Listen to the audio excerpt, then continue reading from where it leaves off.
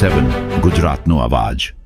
નમસ્કાર દર્શક મિત્રો, i7 ન્યૂઝ ગુજરાતીની સાથે હું છું આપની સાથે પાયલ બામભણિયા। તો જોઈએ આજના મહત્વના સમાચાર।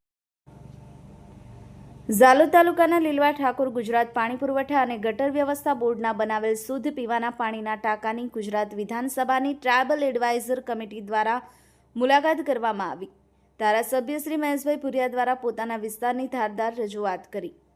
મળતી માહિતી મુજબ ઝાલોદ તાલુકાના લીલવા ઠાકોર ગામે ગુજરાત પાણી પુરવઠા અને ગટર વ્યવસ્થા બોર્ડ દ્વારા બાંધવામાં આવેલ જળ સંપ બાંધવામાં આવેલ, જેમાંથી ઝાલોદ અને ગોવિંદ ગુરુ લીંબડી તાલુકાના ગામોને શુદ્ધ પીવાનું પાણી પૂરું પાડવામાં આવેલ।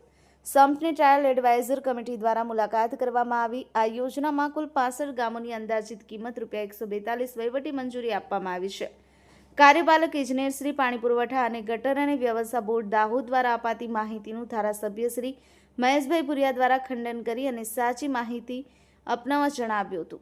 65 ગામોને હજી સુધી પીવાનું પાણી ગામડાઓ સુધી પહોંચી શક્યું નથી તેમ જણાવ્યું હતું। કાર્યપાલક ઇજનેર શ્રી દાહોદ ખોટી માહિતી આપતા તેમનો લૂલો બચાવ કરતા જોવા મળ્યા હતા।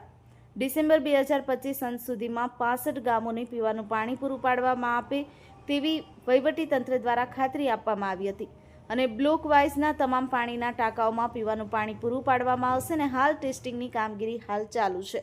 બ્યુરો ચીફ કાળુભાઈ ડામોર સાથે cameraman Sensing Bariya, i7 news Gujarati, Dahod.